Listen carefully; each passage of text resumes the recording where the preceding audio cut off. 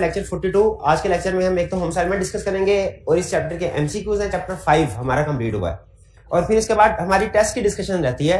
Test 3 हम आज की क्लास में डिस्कस करेंगे और आइंदा आने वाली कुछ क्लासेस में हम टेस्ट की डिस्कशन और जो वॉल्यूम 2 के एमसीक्यूज हैं, वॉल्यूम 2 के एमसीक्यूज क्वेश्चन तो साथ साथ डिस्कस हो रहे हैं ना, एमसीक्यूज भी वॉल्यूम 2 के अभी रहते हैं डिस्कस होने वाले, उनकी भी डिस्कशन हम करेंगे। वो असाइनमेंट को मैं देख के एडजस्ट करके अगले एक हफ्ते के अंदर इंशाल्लाह आपके सारे टेस्ट भी अगर कोई पेंडिंग है डिस्कशन हो जाएगी और एमसीक्यूज की भी डिस्कशन हो जाएगी 2 या 3 चैप्टर्स की। ठीक है, मैंने नेक्स्ट वीक में ये प्लान किया हुआ अगले 7 दिन के अंदर स्टार्ट। पहले सबसे पहले प्रीवियस लेक्चर में से कोई क्वेश्चन पूछना चाहते हो पूछ लीजिए। कोई क्वेश्चन? कोई क्वेश्चन नहीं? कोई तो पूछ ले कुछ में जी। शाबाश शाबाश।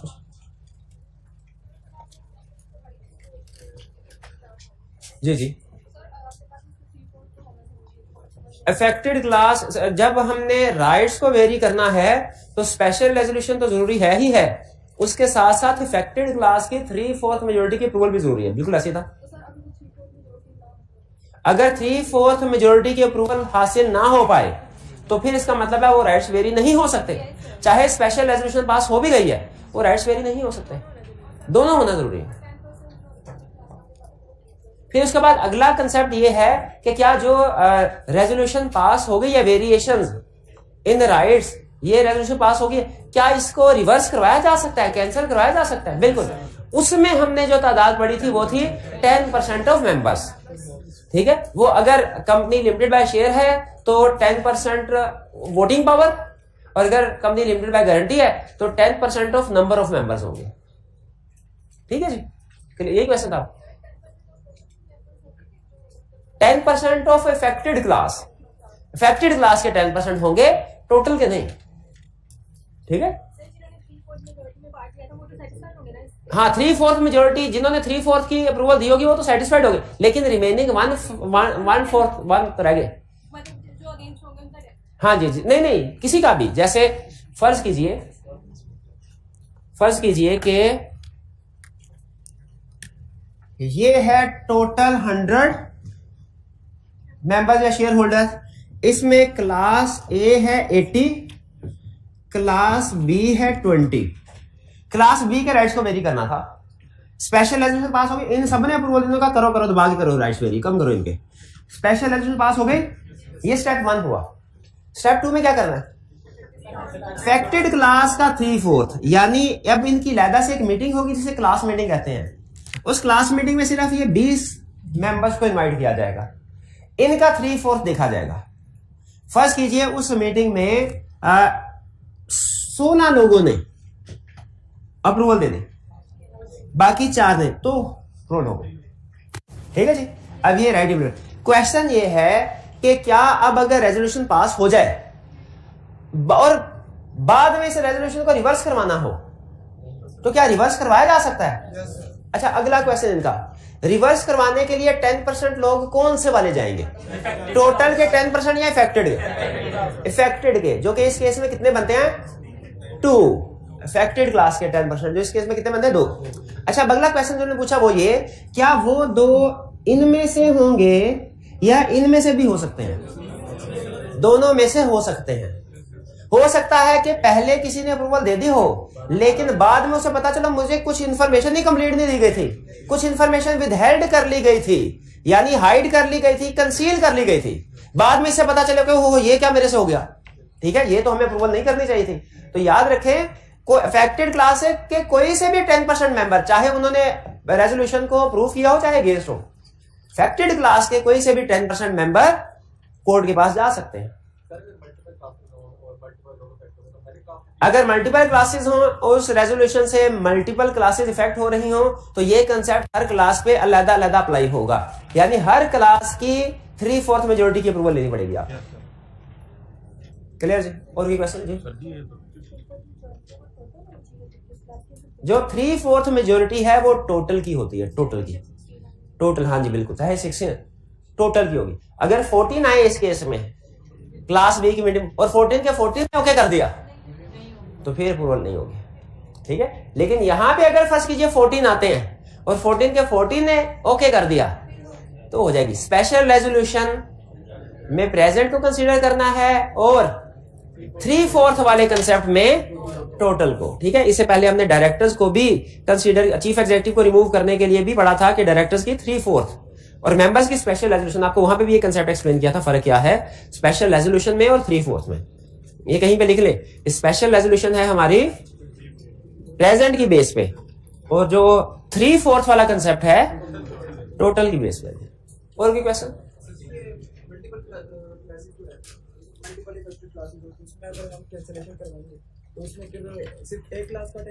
देखिए वो चेंज पे डिपेंड कर, अगर मल्टीपल क्लासेस है ना तो किसी चेंज से हो सकता है एक क्लास इफेक्ट हो दूसरी ना हो, किसी से हो सकता है दोनों इफेक्ट हो, वो हम चेंज के लिहाज से देखेंगे ना इफेक्टेड क्लास कौन सी है।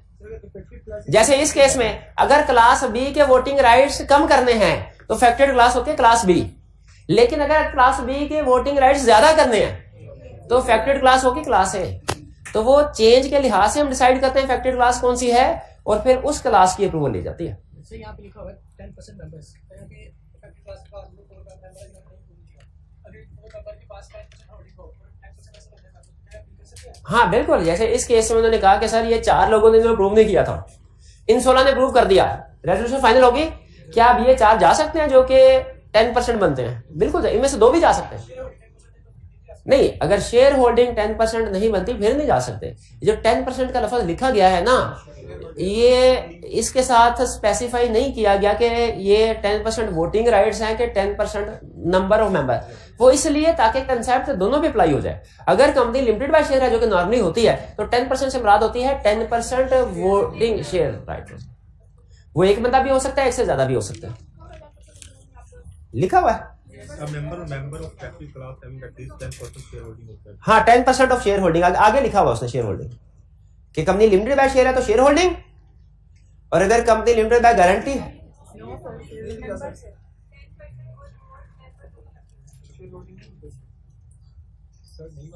मर्जी है भाई जनाब की, दिखाए नई वाली बुक दिखाए, मैं पढ़ा देता हूं आपको। कह रहे appeal against 10% are more members, ठीक है जी, of affected class can apply to court, ठीक है, वो पुराना नया का फर्क है, ठीक है।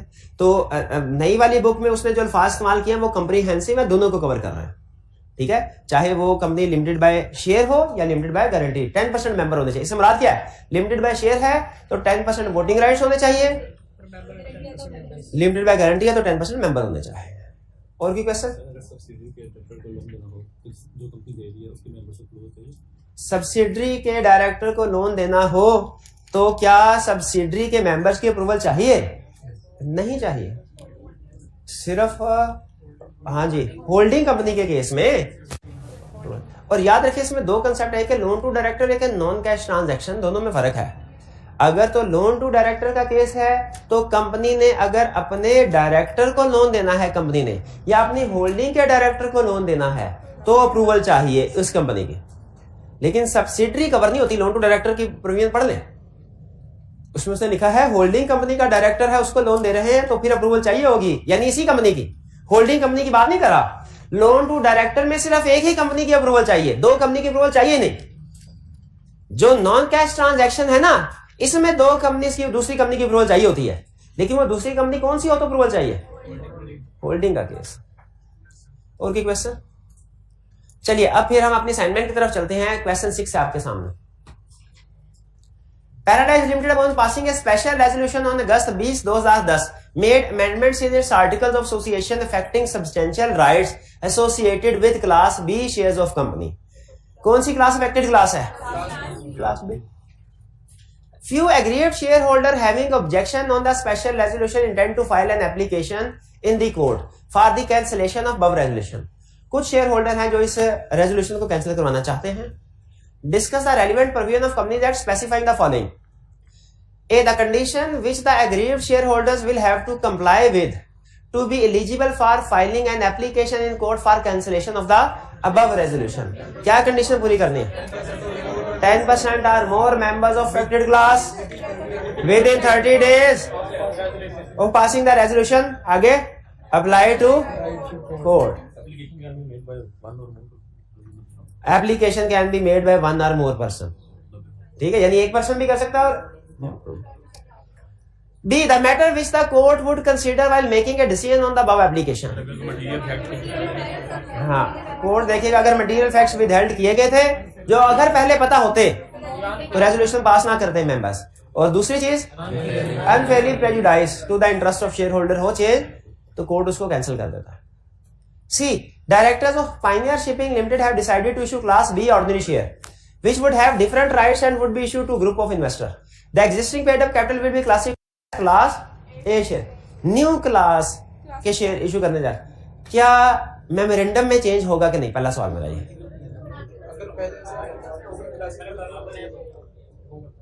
अगर पहले से क्लासेस बनाई हैं और कैपिटल में इतना कुशन है, यानी सारे का सारा ऑथराइज इशू नहीं हुआ, तो फिर आपको इशू कर सकते हैं मेमोरेंडम की अल्टरेशन की जरूरत नहीं।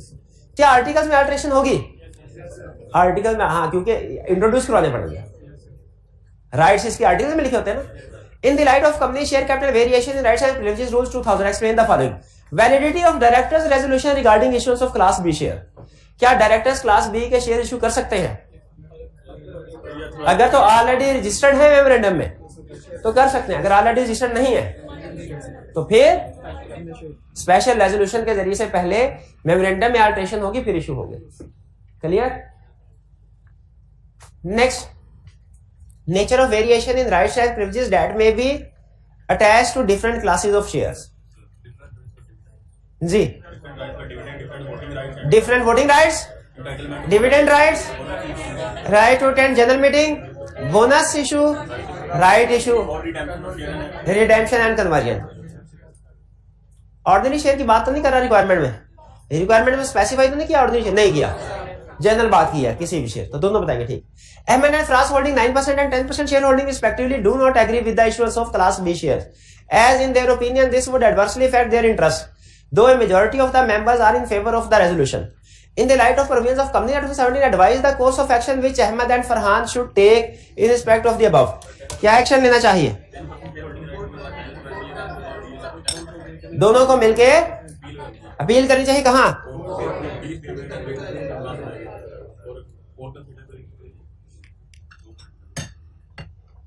जी बिल्कुल, ये ऊपर वाला ही हमारा रिपीट हो रहा है concept. With in 30 days code को अप्लाई करना है और प्रूव करना है। ठीक है, अच्छा यहां पे 4 मार्क्स हैं। एक चीज आपको हाईलाइट करवाना चाहिए, उसको जरा गौर से सुनेगा। ये भी कैंसिलेशन का कंसेप्ट है, ये भी कैंसिलेशन का कंसेप्ट है कि जो वेरिएशन की रेजोल्यूशन है उसको कैंसिल करना है। एग्रीड? दोनों की क्वेश्चन में टेस्टिंग एक ही चीज हो रही है।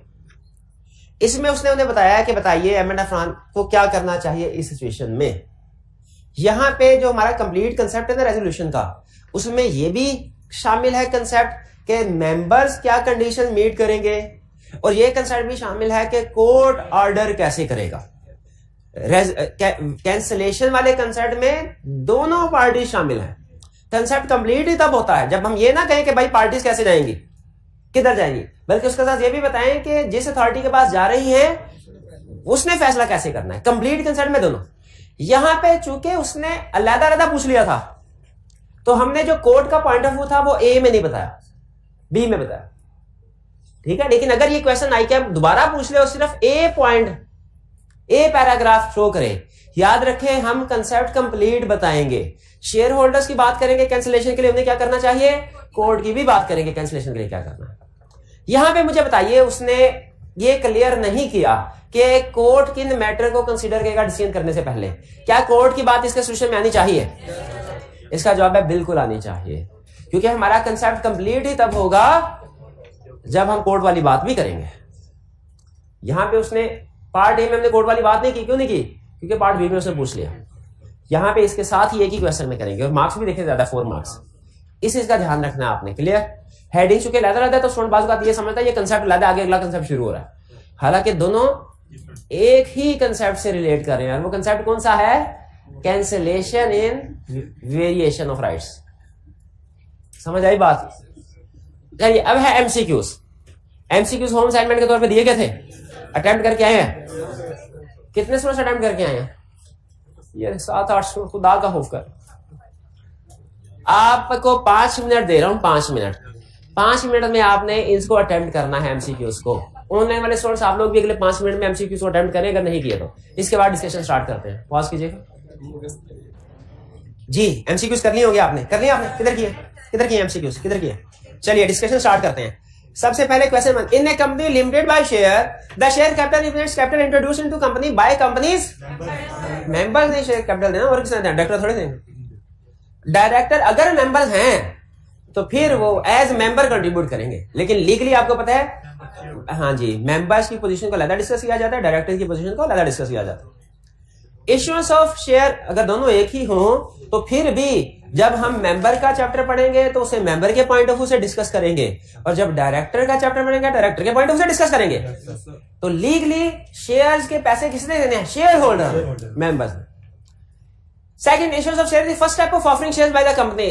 Then people or promoters pay for share. This is termed as subscription of share. ये पढ़ा था स्टार्ट के शुरू में, स्टेप पढ़ा ना। Third, the issued share capital is the nominal value of the shares that have been issued to shareholder. The issued share capital may be more than authorized capital, कभी भी नहीं. Must be more than, कभी भी नहीं. May be less than authorized, yes.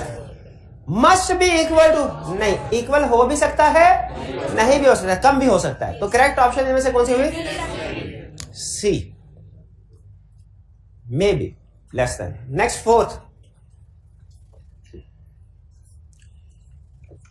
In Pakistan all companies limited by shares are required to have an authorized share capital and the amount of authorized share capital can be increased but only with approval of share. नहीं, registrar की approval की भी जरूरत नहीं होती। Approval special resolution है, registrar की approval की जरूरत नहीं है। हाँ, उसके बाद फाइल करना है मेमोरेंडम। फाइल कितने दिनों में फाइल करना था? कैपिटल क्लास चेंज हो 15 डेज फाइल करना है, उसकी अप्रूवल की जरूरत नहीं है, रिकॉर्ड के तौर पे रखना है। यानी इसको इन्फॉर्म करना है, पूछना नहीं है। पूछने में इन्फॉर्म करने में फर्क होता है ना, पूछने में। चलिए, when the shares are issued, the shareholder must full apply two person को प्रॉक्सी पॉइंट करना। प्रॉक्सी पता नहीं क्या होता है, प्रॉक्सी किसको कहते हैं वैसे? अगर शेयर होल्डर्स ने मीटिंग अटेंड करने उनका राइट है ना, शेयर्स के राइट में पड़ा है। अगर वो किसी वजह से खुद मीटिंग अटेंड ना कर सके और अपने भाई को भेज दें किसी को, तो भाई जो है ये क्या होगा? प्रॉक्सी। तो प्रॉक्सी याद रखें, एक ही प्रॉक्सी अपॉइंट होता है, एक से ज्यादा प्रॉक्सीज को अपॉइंट नहीं किया जा सकता। 6, if the company goes into liquidation with unpaid debts, the shareholders will be liable personally to contribute, not be required to contribute.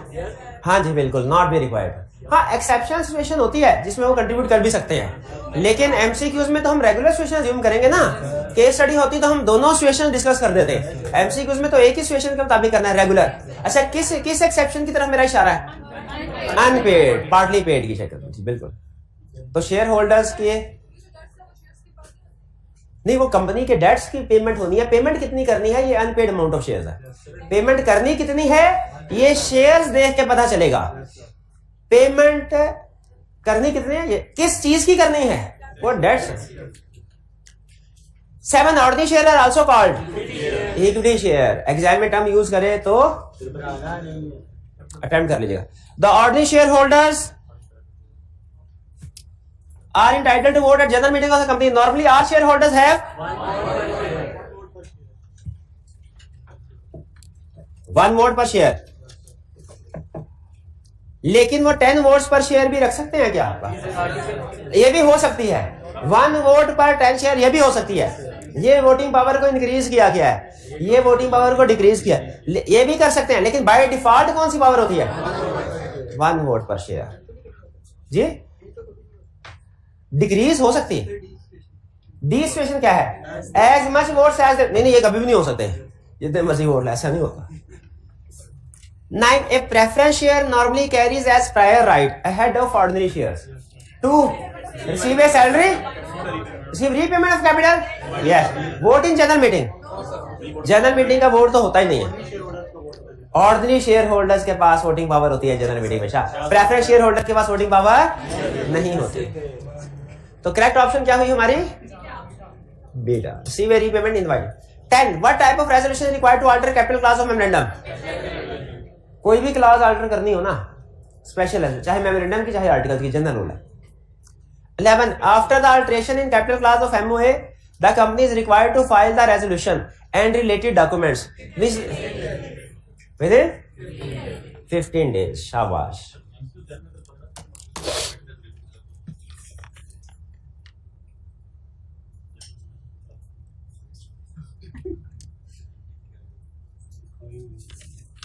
Eleven 10 हो गया ना, 11 भी हो गया, 15 days। 12 if the variation affects the substantive rights of any particular class of shareholders shall not be deemed to have been carried out unless 3/4 majority, 2 गुण बची है, 3/4 majority हो गई खत्म। 3/4 मेजोरिटी ऑफ इफेक्टेड क्लास, इसकी भी अगर आपने वेरिएशन करनी है तो जो क्लास इफेक्ट हो रही है उसकी भी 3/4 इफेक्टेड मेजोरिटी चाहिए। करेक्ट ऑप्शन क्या हुई 12 में? C. Next 13 any member are member of affected class representing at least 10% share holding, ये वही 10% वाला भाई क्वेश्चन पूछे थे, ऑफ दैट क्लास में apply for an order against resolution varying their rights, they will apply to court. In case of variation, shareholders' rights of particular class of members 10% or more of the class of shareholders who are aggrieved by the variation of their rights may apply to court for an order cancelling the variation within 30 days. See. 15. In case of variation, shareholders' rights of a particular class of member, the court may give its decision in favor or against a special resolution by company. The company is required to forward a copy of court decision to the registrar within 15 days। Simple छोटे छोटे MCQ. असल MCQs तो volume 2 में है, ठीक है, और volume 2 के भी वो एमसीक्यू जिनके साथ स्टैटिक मार्क लगा हुआ है वो करेंगे तो फिर हम मानेंगे कि आपको कंसेप्ट के ऊपर ग्रिप है, चैप्टर के ऊपर ग्रिप है, ठीक है। अभी हम वॉल्यूम 1 के तो डिस्कस करें, लेकिन अब आइंदा आने वाले वीक में जैसे मैंने बताया वॉल्यूम 2 की भी डिस्कशन हुआ करेगी। तो तैयार है ना आप?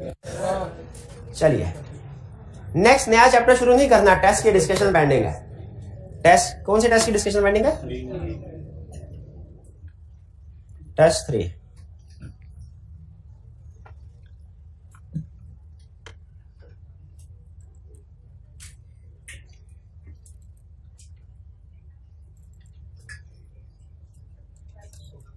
टेस्ट 3 मिल गया ना आपको? सोल्यूशन मिल गया आपको? शेयर हो गया ग्रुप में? ग्रुप में शेयर हो गया। चले जिनको मिल गया है वो फिर शेयर कर ले और मैच करते जाएं।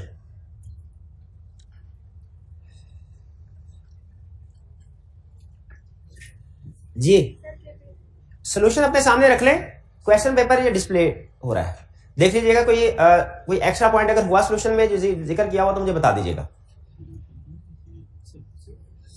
सिर्फ टेस्ट शेयर हुआ है, भाईजान सोल्यूशन भी शेयर करवा देगा। उनसे कहिएगा सारी क्लासेस की अब तक जितने भी टेस्ट और सोल्यूशन है वो सारे शेयर कर बच्चों का, ठीक है जनरल। ये वाला तो भी कर देना, tab 7 test 3 solution. Question 1 wait क्यों कर ले, बड़ा नहीं हुआ।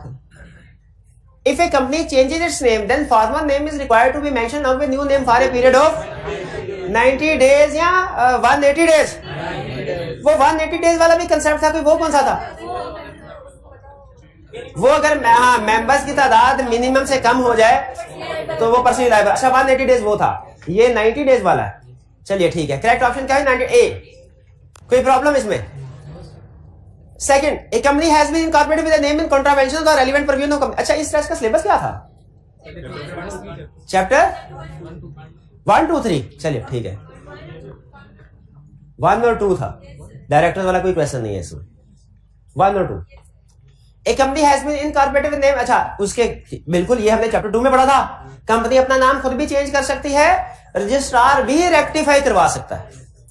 Now the directors have received an order from the registrar to rectify the name after providing an opportunity of being heard. The name is required to be rectified or changed within a period of 30 days। Registrar ने order दे दिया तो कितने अरसे के दौरान में? 30 days के अंदर कंपनी ने, अगर 30 डेज में कंपनी नाम चेंज नहीं करती क्या होगा? रजिस्ट्रार खुद से कोई नाम रख के नया सर्टिफिकेट ऑफ इनकॉर्पोरेशन इशू कर देगा। तो इस सेकंड में करेक्ट ऑप्शन हुई हमारी B, 30 days. Next third, any change in principal line of business shall be reported by the company from the date of change to the commission या registrar? जो change in principal line of business है ये किसको report करना होता है? From the date of change, registrar within 30 days। हाँ, क्या इसके लिए कमीशन से भी अप्रूवल ली जाती है? प्रिंसिपल अगर रिस्ट्रिक्टेड बिजनेस हो तो ली जाती है, वरना नहीं। नॉर्मल केस एमसीक्यू में आपको पता है, नॉर्मल केस हम ज्यूम करते हैं, तो इसमें हमने किसको रिपोर्ट करना है? Principal line of business, registrar को within 30 days। C option correct. For approval of share holder at the general meeting is not required when shifting the registered office of company from share holders के कब? One city to another city within the same province, One place to another place within same city. Within same city. हाँ, ये सही है concept कि with in same city अगर office, फिर share holder के अप्रूवल की जरूरत नहीं है। अगर एक सिटी से दूसरी सिटी जाना है सेम प्रोविंस में, फिर किसकी अप्रूवल की जरूरत है? स्पेशल रेजोल्यूशन पास होगी। और क्या नहीं होगा? कमीशन की अप्रूवल नहीं होगी। और अगर एक सिटी से दूसरी सिटी में और प्रोविंस भी चेंज हो रहा है, स्पेशल रेजोल्यूशन भी चाहिए, कमीशन भी। यानी एक केस ऐसा है जिसमें दोनों की ही अप्रूवल नहीं चाहिए, दूसरा केस ऐसा है जिसमें एक ही अप्रूवल चाहिए, एक ही नहीं चाहिए, और तीसरा केस ऐसा है जिसमें दोनों की अप्रूवल चाहिए। ये फर्क पढ़ा, सीखा था ना हमने। तो करेक्ट ऑप्शन क्या है हमारी? क्योंकि ये किधर है? Procedure not required shifting office one city in province to another, इसके लिए चाहिए। One place to another place within the same, इसके लिए नहीं चाहिए।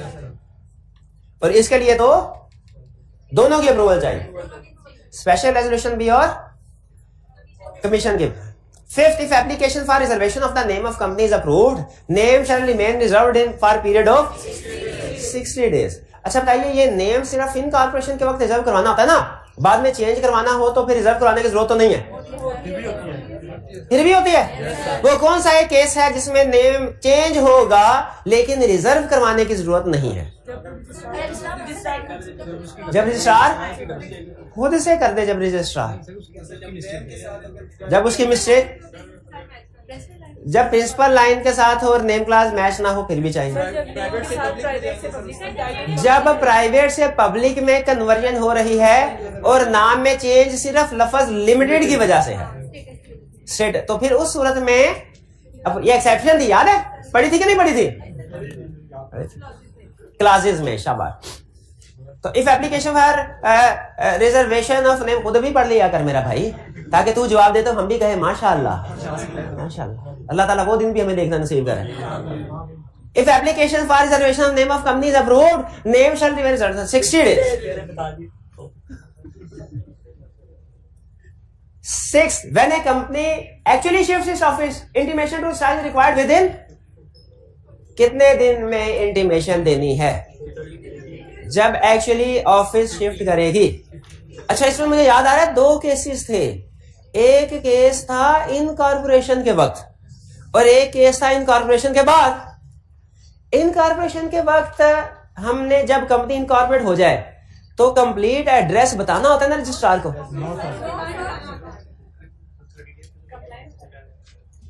जो प्रोविंस है वो मेमोरेंडम में लिखना होता है। अब पूरा कंसेप्ट रिवाइज करें। सबसे पहले रजिस्ट्रार को हमने अपना कंप्लीट एड्रेस तब बताना है जब हमने उसको इनकॉर्पोरेशन के डॉक्यूमेंट सबमिट करवाने। उसने कहा था एड्रेस फॉर कॉरेस्पॉन्डेंस, लेकिन वो आरजी एड्रेस होता है। जब कंपनी इनकॉर्पोरेट हो जाए उसके बाद कंप्लीट एड्रेस बताना होता है। वो कितने दिन में था? 30 days के 15 days, 30 days।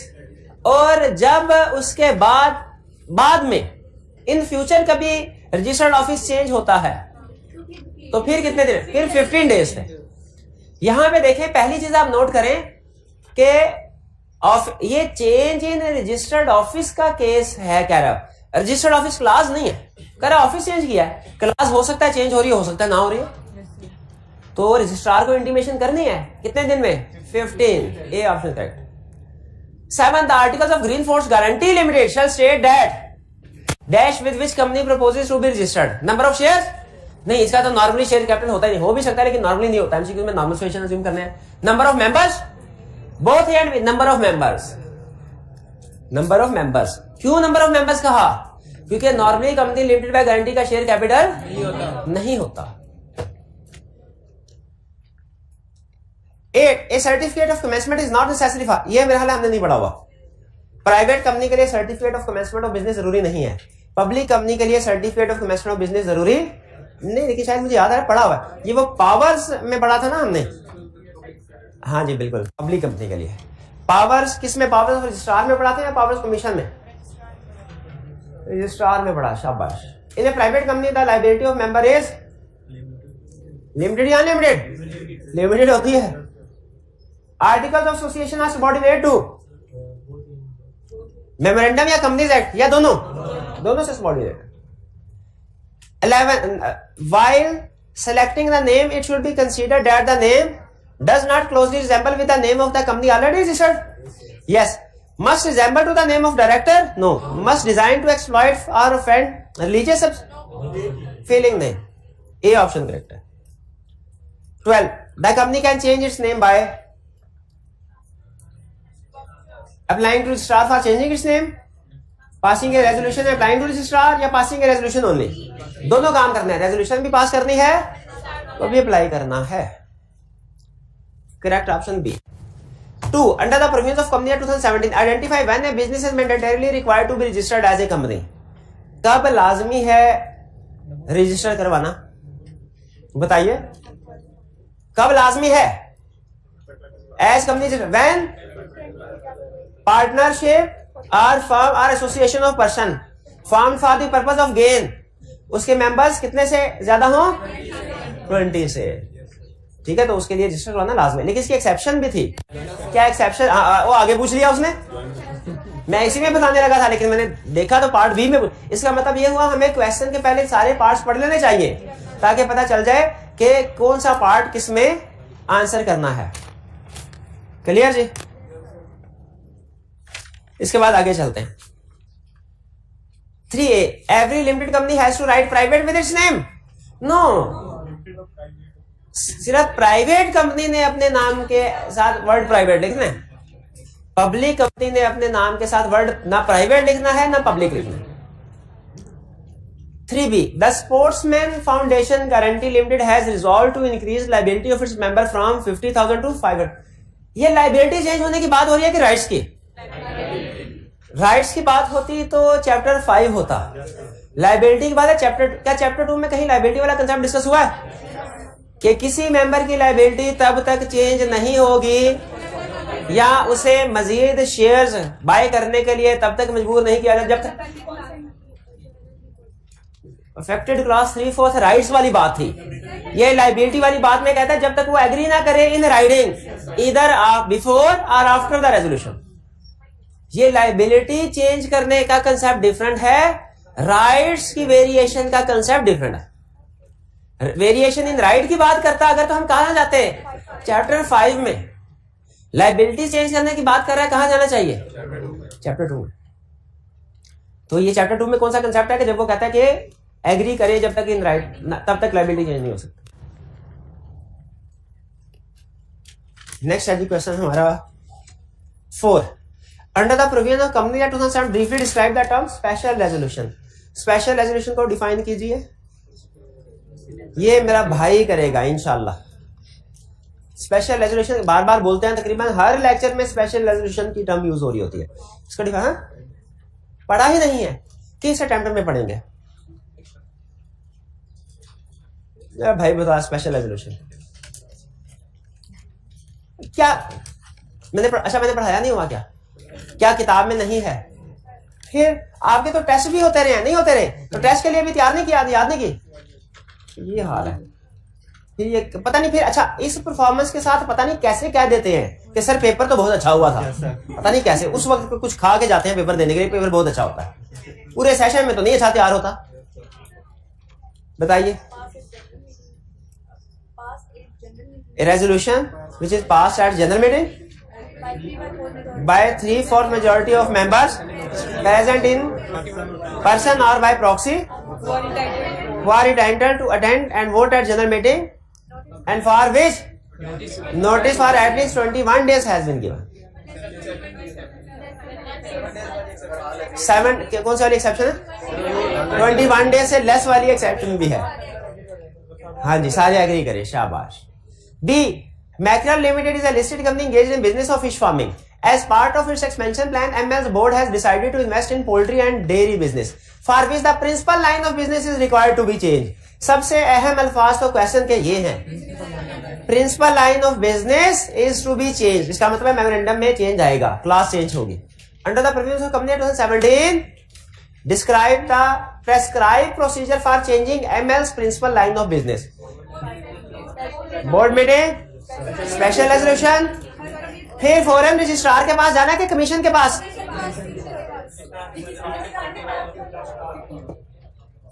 बताइए, क्या इस केस में कमीशन के पास जाना है? कमीशन के पास कब जाते थे? जब change in place class, listed office class हो, या प्रिंसिपल लाइन ऑफ बिजनेस में चेंज हो के ऐसा बिजनेस जो रिस्ट्रिक्टेड. लेकिन वो सिर्फ नीचे एक लाइन के तौर पे लिख देंगे क्योंकि मार्क्स कम है.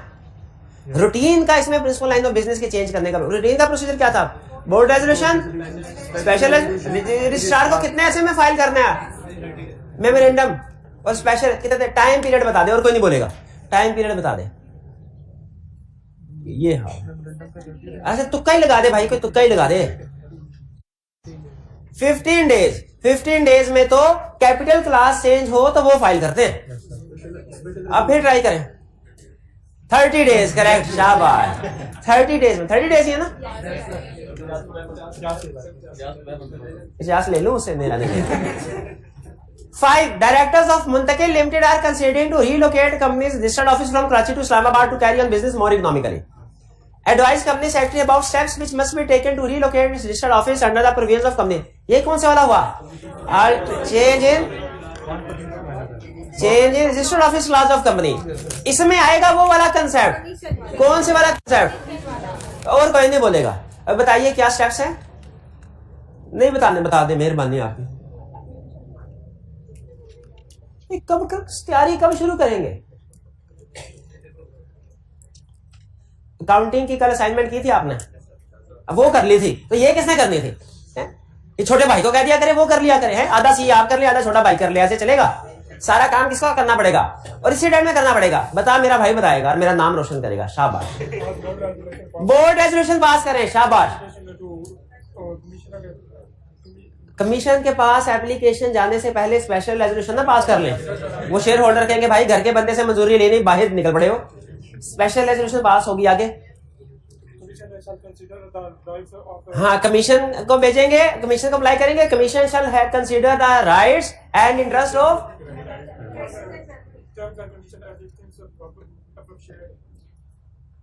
Members and creditors. ठीक है. इसके बाद ऑर्डर की कॉपी कितने अरसे में भेजी जाएगी? 7 डेज में. किस किस को? रजिस्ट्रार को और कंपनी को. अच्छा, चूंकि कमीशन ने ऑर्डर की कॉपी भेज दी है रजिस्ट्रार को, तो मेरा है इस ऑर्डर की कॉपी कंपनी को भिजवाने की जरूरत नहीं है क्योंकि रजिस्ट्रार के पास पहुंच चुकी है. कंपनी ने फिर भी भिजवा दिया. कितने अरसे में? 7 डेज. कंपनी ने जो देखिए, जो कमीशन ने रजिस्ट्रार को कॉपी भिजवानी वो तो 7 डेज में एग्रीड. जो कंपनी ने ऑल्टर्ड मेमोरेंडम की कॉपी भिजवानी वो कितने दिन? 30. अच्छा, इसमें सवाल पूछे थे आप, सर इसमें वो 7 दिन शामिल होंगे क्या? नहीं. हाँ जी, यानी हमने ऑर्डर की डेट से 30 डेज कंसीडर करने, दोनों ऑर्डर की डेट से. 5. 6. अल-मिराज is an organization with time. 1-2 सवाल है. इम्पोर्टेंट क्वेश्चन है, आराम आराम से करेंगे. बहुत अच्छा, बहुत अच्छा, बिल्कुल ठीक है. आज का लेक्चर यहाँ खत्म करते हैं. अल्लाह हाफिज.